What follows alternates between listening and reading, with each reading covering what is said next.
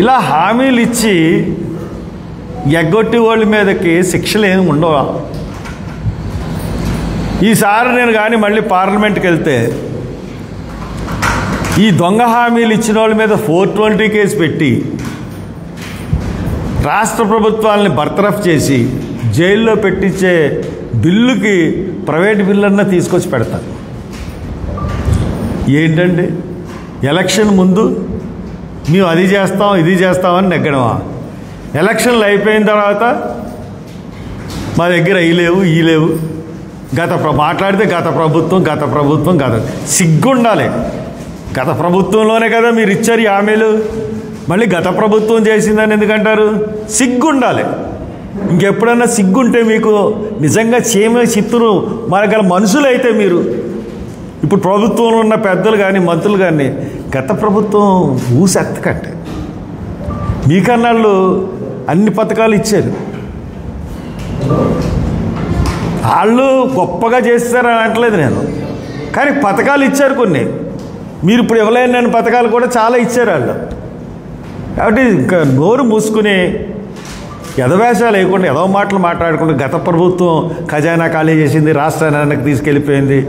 మీరు యాంకర్లు ఉన్నారు, మీరు యాజమాన్యం ఇచ్చిన దానికన్నా ఎక్కువ మాట్లాడేస్తున్నారు. మీరు ఎలా మాట్లాడుతున్నారంటే బాబోయ్ మీరే ఇంకా TV5కి అధినేతని నేనే, ABNకి అధినేతని నేనే, నాకును జగన్మోహన్ రెడ్డికే మీ సంగతి మీ జీతాలు తీసుకుని మీ పని మీరు చేయండి. వచ్చిన ఎవడన్నా ఎగెనిస్ట్గా మాట్లాడితే దాని మీద నిప్పులు కక్కినట్టు లేచిపోతున్నారు. ఎవడన్నా నిజం మాట్లాడుతుంటే ఏంటి మీరు ఈ మానేయండి. పత్రికా వాళ్ళకి చెప్తా ఉన్నాను. ఎందువల్లంటే మిమ్మల్ని కేర్ చేసే పరిస్థితి ఇప్పుడు ఎవడో లేడు. రాజకీయ నాయకులు, సోషల్ మీడియా వచ్చింది. సోషల్ మీడియా వచ్చిన తర్వాత మీ టీవీలు చూస్తే ఎంత, చూడకపోతే ఎంత, మేము చెప్పిందంతా ప్రజల దగ్గరికి వెళ్తుందా లేదన్న ధీమా మాకుంది. మీరు టీవీల దగ్గర కూర్చొని సొల్లు కబుర్లు మానేసి గత ప్రభుత్వంలో జరిగింది అనుకుంటారు. ఏం చేశారు మీరు? అమ్మ నిరుద్యోగులకు నిరుద్యోగ వృత్తి 3000 ఇస్తా అన్నారు, ఎత్తేసారు. ఏం చేయాలి? అరెస్ట్ చేయాలా చంద్రబాబు నిన్ను? రైతు భరోసా 20,000 ఇస్తా అన్నావు, ఎంత ఇచ్చావు? 3 విడతల్లో ఇస్తాడట. 3 విడతల్లో ఏంటి? కేంద్ర ప్రభుత్వం ఇచ్చిన 6,000 కలుపుకొని, అంటే ఇతను ఇచ్చింది 14,000, 6,000 కేంద్ర ప్రభుత్వం. మోసం కదా అది. నువ్వు ఫస్ట్ నీ హామీలో కేంద్ర ప్రభుత్వంతో కల్పిస్తానని చెప్పావా? చెప్పలేదే. తల్లికి వందనం అది బడ్జెట్ ఎంత ఖర్చు అవుతుంది? నువ్వు ఎంతగా కేటాయింపు ఇచ్చావు బడ్జెట్లో? దాంట్లోనే తెలుస్తుంది నీ నిజాయితీ, నీ యొక్క ఇది. అంటే నువ్వు పూర్తిగా ఇవ్వలేదు, చాలామందికి ఎగ్గొట్టాలని ముందుగానే ప్రిపేర్ అయ్యావు. తల్లికి వందనం, ఇంకా 1,500 రూపాయలు మహిళలకి ప్రతి నెల జగన్మోహన్ రెడ్డి ఇచ్చాడు, నువ్వు ఇవ్వలేదు. ఇస్తానన్నావు. నిన్నేం చేయాలి? ప్రాసిక్యూట్ చేయాలి. ఇంకోటి ఉచిత బస్సు 3,000 కోట్లు అవుతుంది లెక్కేశారు, చేయలేదు, చేతులు ఎత్తేసావు. ఎంతమంది? మొత్తం రాష్ట్రంలో ఉన్న మహిళలందరినీ మోసగించడమే కదా. మరి 420 అనకుండా మోసగించే సెక్షన్ ఏమంటారు? ఆ కేసు పెట్టాలి మీ మీద, మీ మంత్రివర్గం మీద, మీ మీద, మీ పార్టీ మీద. లేకపోతే ఇక ఏం చూసుకొని మీకు బడ్జెట్ అంటే ఏంటి? బడ్జెట్లో ఏముంది అసలు? 50 సంవత్సరాలు దాటిన ప్రతి ఒక్కరికి కూడా SC BC మైనారిటీలకి ఇచ్చేస్తాం పెన్షన్లు అన్నారు. దాని ఊసేమన్నా ఉందా? దాని ఊసలేదు. పోనీ ఆటో డ్రైవర్లకు 15,000 ఇస్తా అన్నారు, ఉందా? లేదు. పోనీ చేనేత కార్మికులకు 24,000 ఇస్తా అన్నారు, ఉందా? లేదు. మరి మీరు బీసీలకి 5,000 కోట్లతో ఒక నిధి ఏర్పాటు చేస్తాం, వాళ్ళకి రక్షణకి ఒక చట్టం తయారు చేస్తామన్నారు, దాని మౌసు ఉందా బడ్జెట్లో? లేదు. బీసీలుగా ఏం చేశారు? ఇకపోతే డ్వాక్రా సంఘాలకు వడ్డీ లేని రుణాలు ఇస్తానన్నారు. దానికి కేటాయించింది ఎంత, కేటాయించాల్సిందంతా కేటాయించింది ఎంత? 10 లక్షల రూపాయలు కాదు కదా, ₹1,00,000 రుణం కూడా ఇవ్వలేని పరిస్థితులకి తీసుకొచ్చారు. తర్వాత 25 లక్షలు ఆరోగ్య బీమా చేయిస్తా అన్నారు ప్రతి కుటుంబానికి. ప్రతి కుటుంబంలో, రాష్ట్రంలో ఉన్న ప్రతి కుటుంబానికి 25 లక్షల ఆరోగ్య బీమా. ఏమైంది? వేట విరామ సమయంలో 20,000 ఇస్తానని అంటున్నారు. బడ్జెట్లో కేటాయింపులు దాని గురించి అరకొరగా ఉన్నాయి.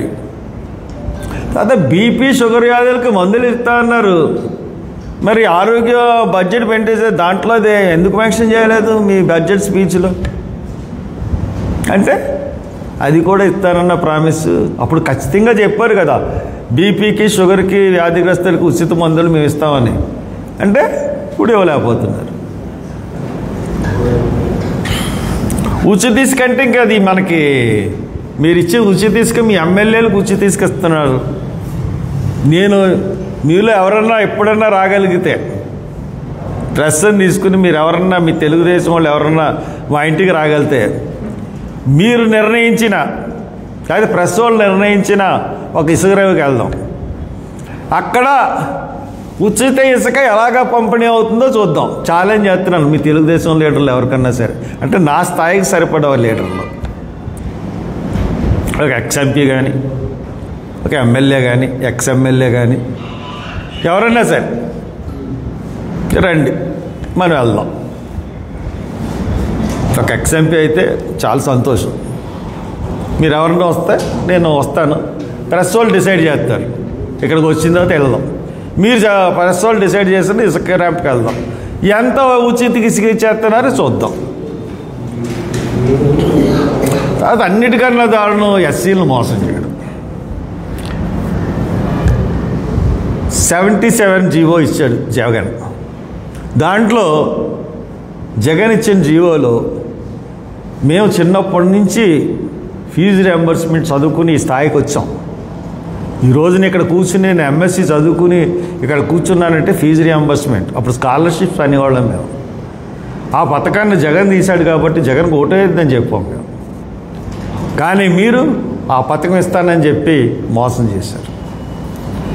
ఫీజు రియంబర్స్మెంట్ గురించి ఒక్క మాట కూడా మీరు మాట్లాడలేదు. బడ్జెట్లో ఒక్క మాట మీరు మాట్లాడలేదు. బీసీలకి స్టడీ సెంటర్లు పెడతా అన్నారు, ఎస్సీల స్టడీ సెంటర్ల గురించి మీరు మాట్లాడలేదు.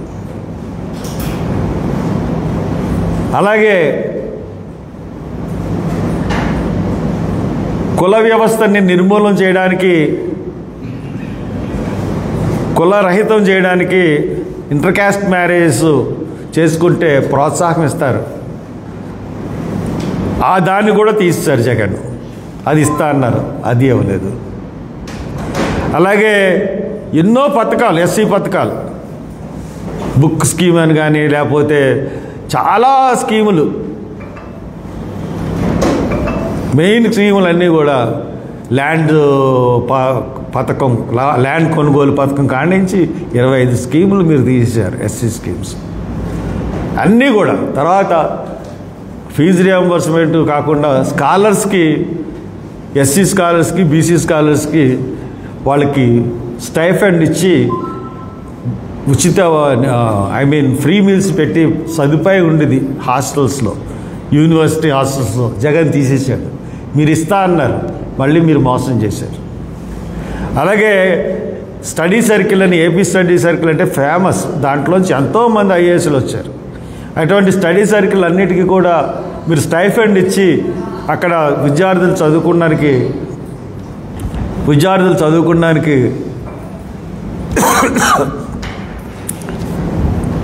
మెస్ ఛార్జీలు ఫ్రీగా ఇచ్చేవారు. అది కూడా తీస్తారు జగన్. అది ఇస్తా అన్నారు, అది మోసం చేశారు. ఇంకా ఇలాగ మనం చూసుకుంటే ఏ పథకం కూడా మీరు ఇచ్చింది ఏమీ లేదు. జాబ్ క్యాలెండర్ అన్నారు, జాబు లేదు, క్యాలెండర్ లేదు. మొన్నేమో గవర్నర్ ప్రసంగంలో 6,50,000 కోట్లు వచ్చేసి 4 లక్షల మందికి ఉద్యోగం ఇచ్చేసామన్నారు. అది లేదు. ఇలాగా ఎక్కడ చూసుకున్న అబద్ధాలు, అన్యాయం, మోసం, అక్రమాలు తప్పితే మీరు చేసింది ఏంటి? మీరు చేస్తున్నది ఇప్పుడు ఏంటంటే పోసాని కృష్ణమురళి అరెస్టు, దీని గురించి మీ టీవీలో చర్చలు, గంటలు చర్చలు. లేకపోతే రామ్ గోపాల్ వర్మ అరెస్ట్, అతనికి నోటీసులు. లేకపోతే తెలుగుదేశం ఆఫీసుని తగలెట్టాడని వల్లభనేని వంశీ. ఇప్పుడు అది ఇంటర్నేషనల్ కేసులు అయ్యాయి. సిగ్గుందా? సోషల్ మీడియాలో మాట్లాడిన మాటలని మనం పబ్లిక్లో ఉన్నాం. చంద్రబాబు గారు, మీరు కానీ, నేను కానీ, లేదా పవన్ కళ్యాణ్ కానీ, జగన్ కానీ, ప్రతి వాళ్ళు షర్మిల మీద ఏమైంది, ఎన్ని మాట్లాడినారు అమ్మాయిని. అలాగే ప్రతి వాళ్ళు మన పబ్లిక్లో ఉన్నాం, పబ్లిక్ మాట్లాడతారు మన గురించి. అంత తట్టుకోలేని వాళ్ళు రాజకీయాలు వదిలేసి ఇంట్లో కూర్చోండి వెళ్ళి. జడ్జిలు అన్నారు, జడ్జిలు అన్న దాని గురించి మీరు ఏమైనా మాట్లాడారా? ఒక కేసు పెట్టారా జడ్జిల గురించి? వల్లభనేని వంశీ తెలుగుదేశం ఆఫీసులు తగలెట్టాడు, అది పెద్ద ఇంటర్నేషనల్ కేసు, పెద్ద స్కామ్. అది మీరు స్కామ్ చేశారు అని ఆరోపించారు, మిమ్మల్ని లోన్ వేశారు చంద్రబాబుని. స్కామ్ చేశారో లేదో అన్నది కోర్టు తేలాలి. మీకు బెయిల్ వచ్చింది, అప్పటికి బీజేపీ దయ వల్ల, బీజేపీ గురించే లోన్కి వెళ్ళారు, బీజేపీ దయ వల్లే లోన్ వచ్చింది. ఇంకపోతే చాలామంది కేసులు మనం చూసుకుంటే ఇది వాక్ స్వాతంత్రం అండి.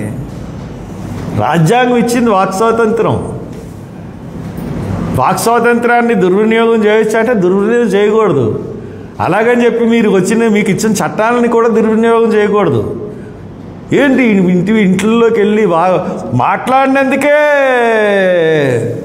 తట్టుకోలేక మీరు ఇష్టానుసారంగా అరెస్టులు చేసేసి ఇంటిలో పదిని బాధ పెట్టేసి మీ ఛానల్లో అదేదో పెద్ద గొప్ప న్యూస్ అన్నట్టు టీఆర్పీ రేట్లు పెంచుకోవడానికి మీ ఛానల్స్, మీరు ఏంటిది?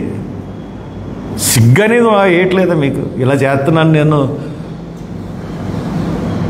లేకపోతే జత్వానీ కేసు, ఆ పోలీసులు, ఇది తప్పితే మీకు కేసులు తప్పితే మీరేమన్నారు? నేను ఎట్టి పరిస్థితుల్లోనూ ప్రభుత్వంలోకి వచ్చిన తర్వాత కక్షపూరితమైన చర్యలు చేపట్టను. కక్షపూరితమైన చర్యలు చేపట్టనన్న మనిషి అసలు మొత్తం ఎక్కిన నుంచి కక్షపూరితంగానే వ్యవహరిస్తున్నారు. మీరు జైల్లోకి వెళ్తే మేము రాలేదా? మేము మీకు పార్టీ కాదు, మీకు ఎప్పుడు సపోర్ట్ చేయలేదు. మీరు జైల్లో ఉంటే మీ దగ్గరికి వచ్చాం, మీకు సపోర్ట్ చేసాం. ఎందుకు? ఒక అన్యాయంగా కేసు పెట్టారేమో, బయట డిగ్రీ అన్న భయంకరంగా ఉంది, ఆయన తట్టుకుంటాడో లేదు పెద్ద ఆయన అని చెప్పి మేము వచ్చాం, సపోర్ట్ చేసాం, మీకు అండగా నించున్నాం ప్రభుత్వానికి వ్యతిరేకంగా. అది గుర్తుపెట్టుకోండి. మీరు కూడా మీ ప్రభుత్వంలో ఉన్నవాళ్ళు మానవత్వాన్ని అది ప్రదర్శించండి, పవన్ కళ్యాణ్ కానీ మీరు కానీ. అంతేగాని రెడ్ బుక్ రాజ్యాంగం, మీరు ప్రభుత్వం, మీరు ప్రజలందరూ మీ మనుషులు, ఇంక్లూడింగ్ జగన్ ఇట్సెల్ఫ్, సమానంగా చూడండి, సమాన న్యాయం అందించండి. అంతేగాని ఇటువంటి కేసులు ఏంటిది?